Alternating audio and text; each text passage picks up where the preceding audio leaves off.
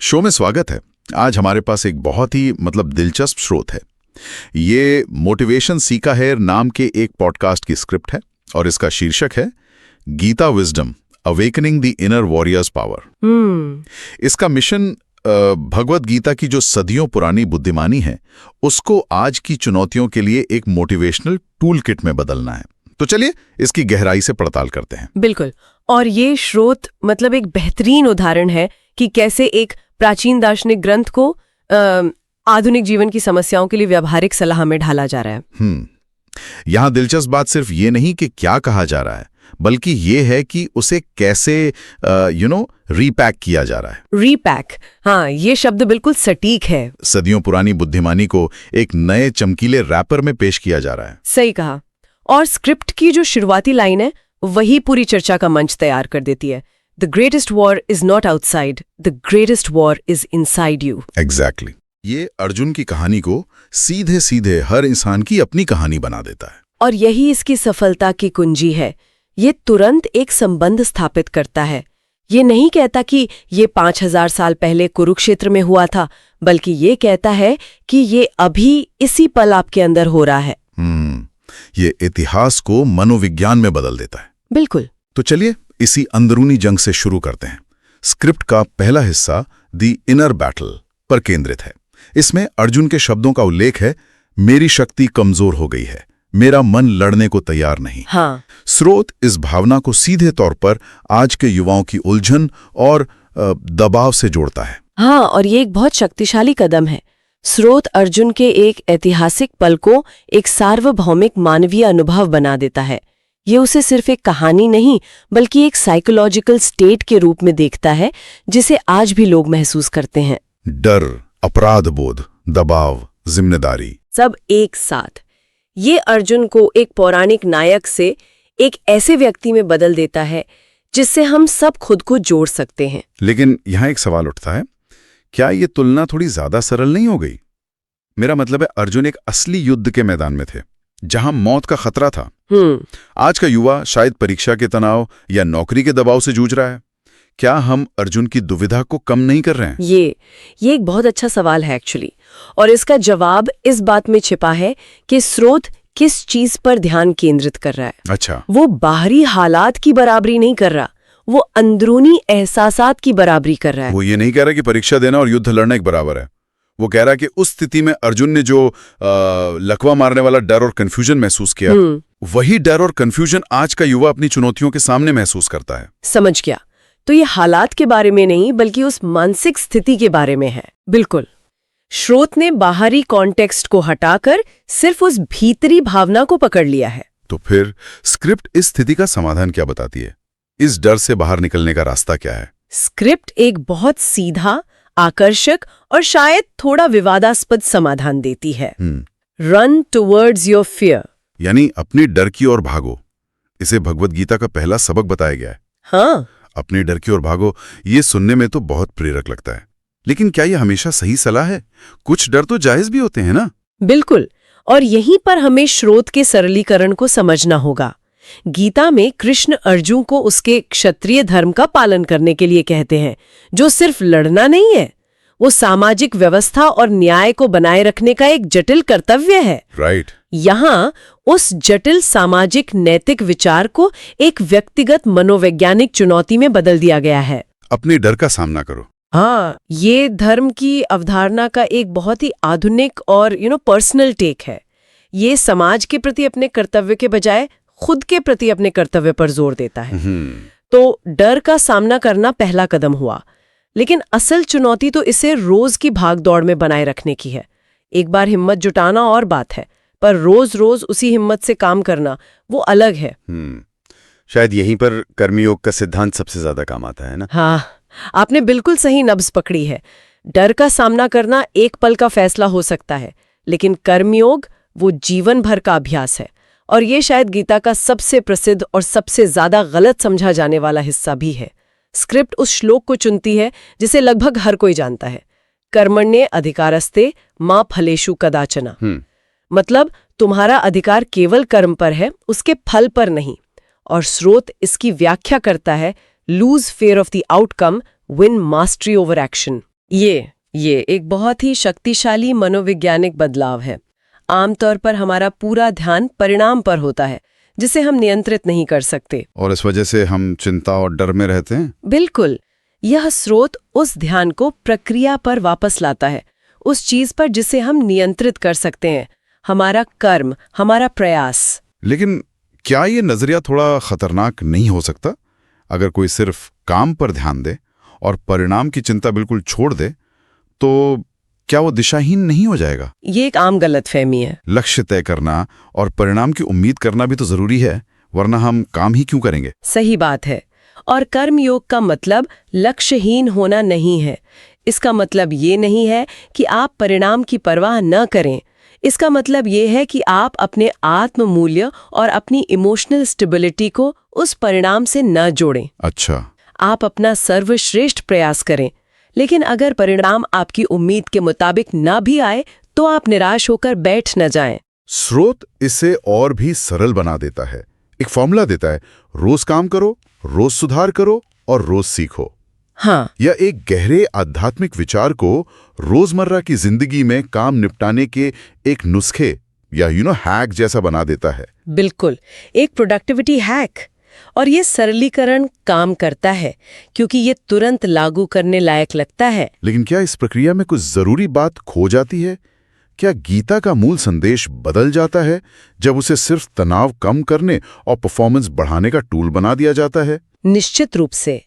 गीता में ये विचार वैराग्य, ईश्वर के प्रति समर्पण और कर्म के चक्र से मुक्ति जैसी गहरी अवधारणाओं से जुड़ा है।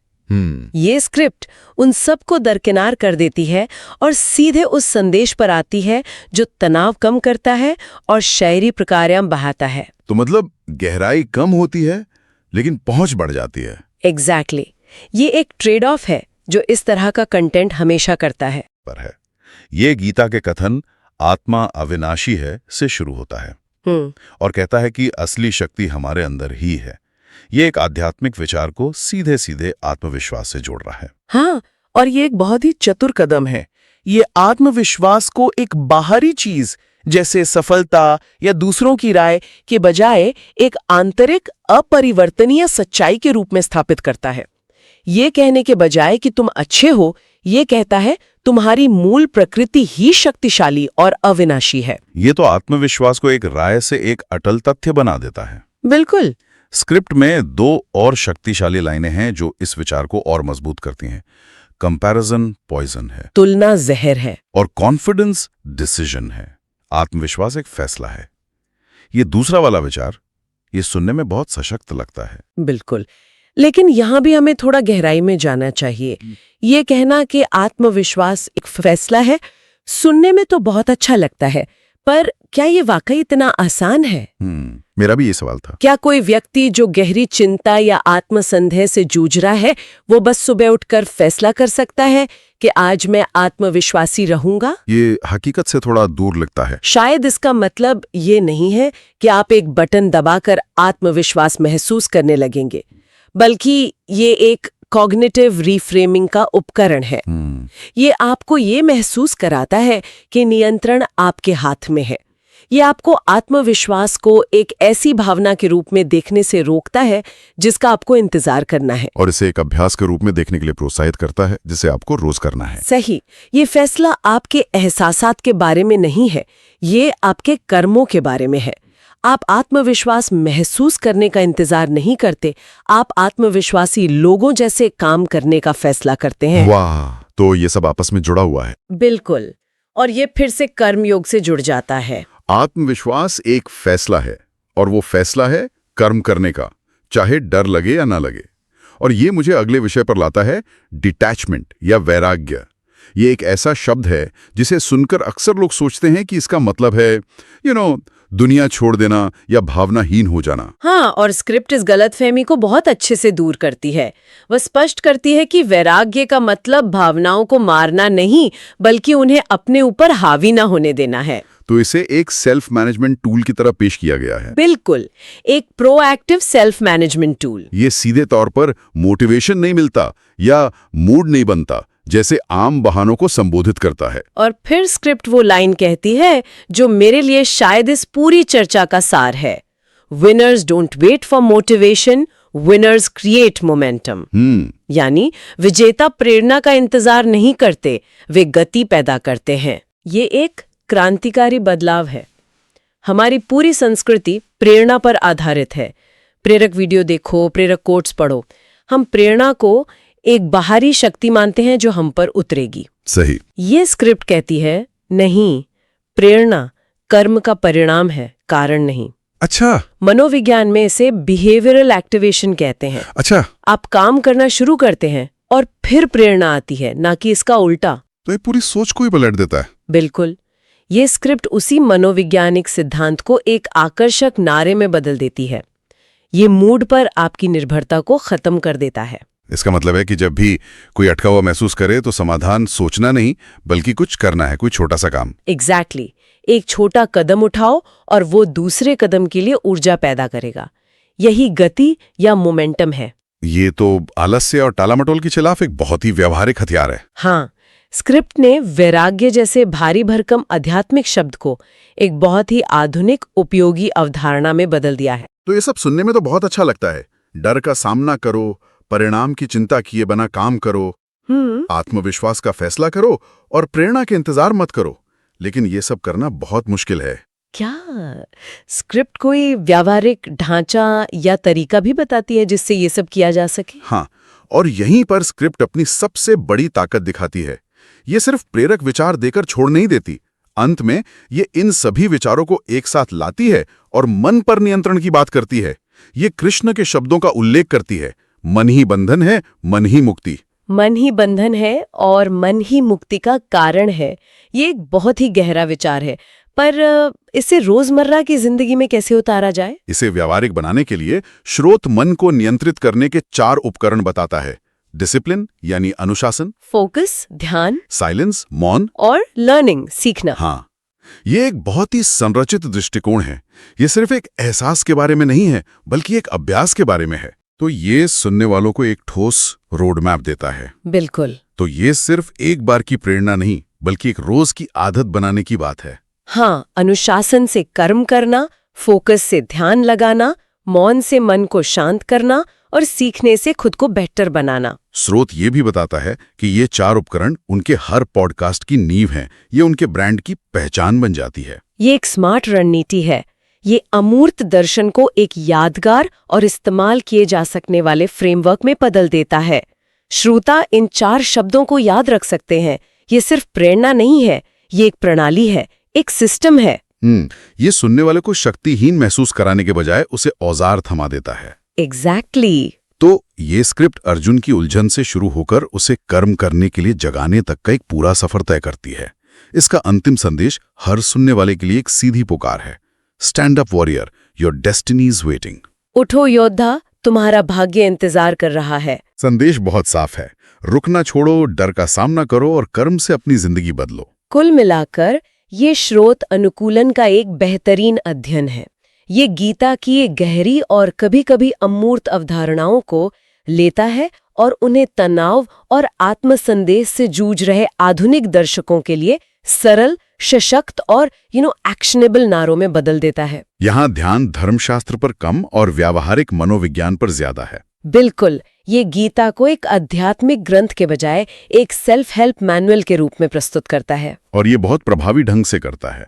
ये दिखाता है कि कैसे प्राचीन ज्ञान को आज के जीवन के लिए प्रासंगिक बनाया जा सकता है, भले ही इसके लिए उसके कुछ गहरे अर्थों को छोड़ना पड़े। हाँ, ये प्राचीन ज्ञान के लोकतांत्रिकरण जैसा है। शायद हर कोई गीता पर अकादमिक टिप्पणी नहीं पढ़ सकता, लेकिन हर कोई अपने डर की ओर भागो या गति पैदा करो जैसे विचारों को समझ और अपना सकता है।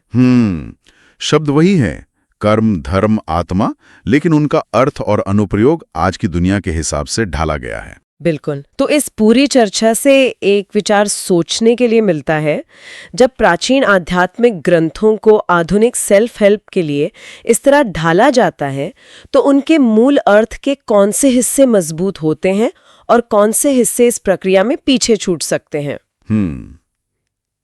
क्या हम सदियों पुरानी बुद्धिमानी को अपनी जरूरतों के हिसाब से ढालकर उसे ज्यादा उपयोगी बना रहे हैं या उसके असली जादू को कहीं खो दे रहे हैं?